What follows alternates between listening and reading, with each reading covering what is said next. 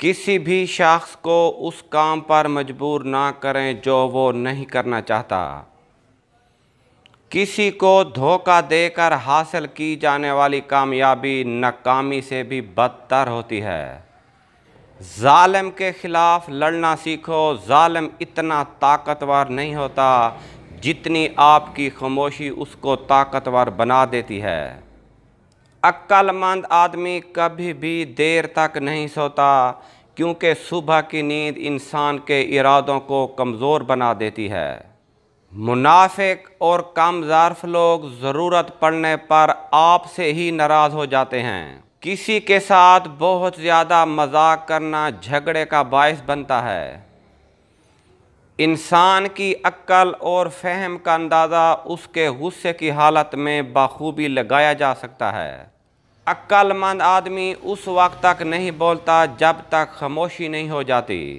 ضمیر کی عدالت دنیا کی سب سے بڑی عدالت ہے۔ بد مزاج شخص کبھی بھی سکون کی حالت میں نہیں رہ سکتا۔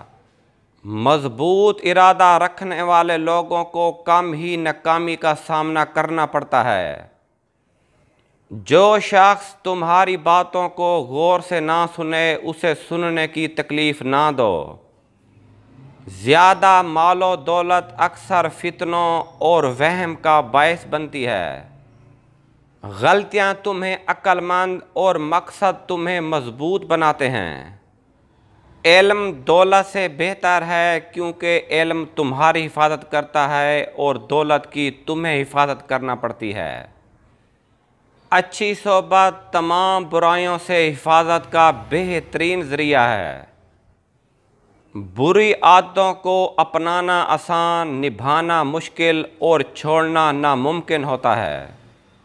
غلطی مان لینے سے انسان کا ذہنی بوجھ کم ہو جاتا ہے۔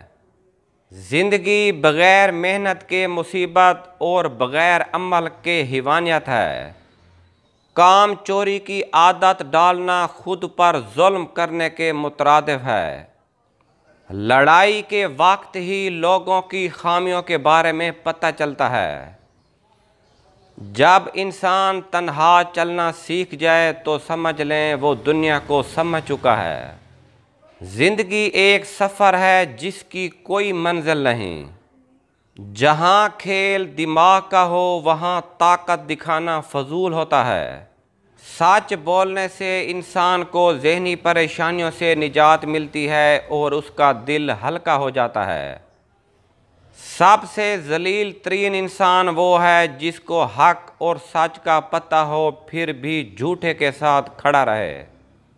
اس زمین پر موجود سب سے سستی دوا جو آپ کو ڈپریشن اور بہت سی پریشانیوں سے بچا سکتی ہے وہ ہے مصروف رہنا۔ ایسی فضول اور جلد بازی والی زندگی سے پرہیز کریں جس میں آپ کو بھی بھوکا رہنا پڑے۔ موت کا دوسرا نام اعتبار ہے۔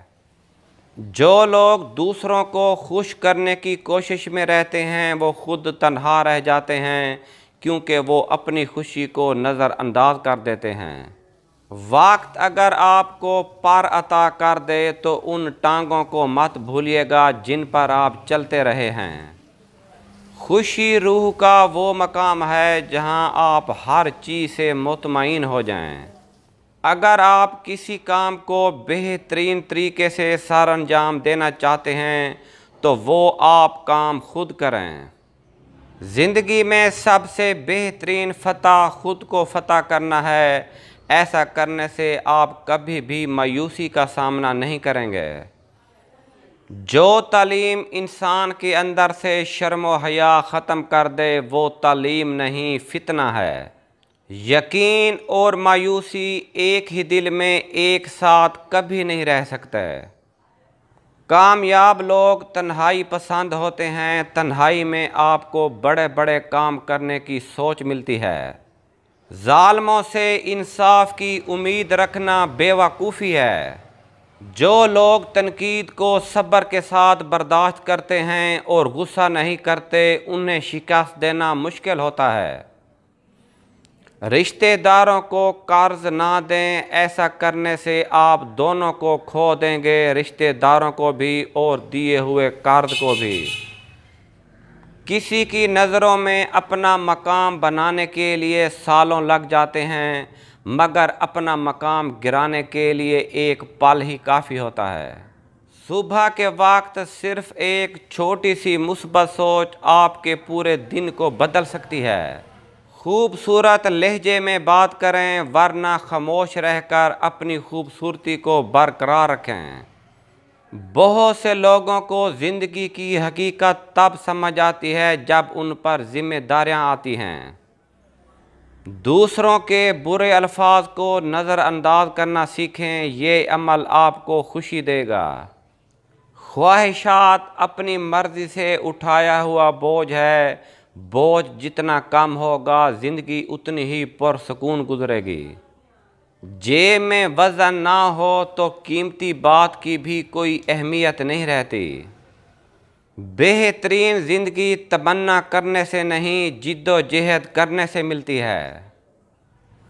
ایک کامیاب انسان انہی پتھروں سے اپنی بنیاد بناتا ہے جو لوگوں نے اسے مارے ہوتے ہیں۔ غریب کا سب سے بڑا مسئلہ یہ ہے کہ وہ غریبی کا حل بھی انہی لوگوں کے پاس ڈھونڈتا ہے جن کی وجہ سے وہ غریب ہوا تھا۔ آپ کی کمزوریوں سے ہی آپ کی طاقت نکلتی ہے۔ جب کسی کا آپ سے یقین اٹھ جائے تو اسے کوئی دلیل دینے کا بھی کوئی فائدہ نہیں ہوتا۔ جو شخص اپنی صحت کو تندرست رکھنا چاہتا ہے اسے عورتوں کے قرب سے پرہیز کرنا چاہیے۔ زندگی کو سادہ اور خیالات کو بلند رکھو۔ اگر کچھ سیکھنا چاہتے ہو تو اپنی غلطیوں سے سیکھو۔ بیکار وقت کو ضائع نہ کریں، بیٹھنے سے انسان کی زندگی کی مشکلات اور بھی بڑھ جاتی ہیں۔ بغیر ہتھیار اور جھگڑے کے دشمن کو قابو کرنے کا بہترین طریقہ اسے دوست بنا لینا ہے۔ تھکاوٹوں میں سے سب سے بڑی تھکاوٹ ذہنی تھکاوٹ ہے جو پورے جسم کو درد میں مبتلا کر دیتی ہے۔ جسمانی تھکاوٹ سے زیادہ ذہنی تھکاوٹ ہوتی ہے جب آپ ایک نظر نہ آنے والی تکلیف سے خود کو گزرتا ہوا محسوس کرتے ہیں۔ بھوک بہت وزنی ہوتی ہے، اس کے نیچے دب کر علم و حکمت، عقل، فکر اور دانائی سب مر جاتے ہیں۔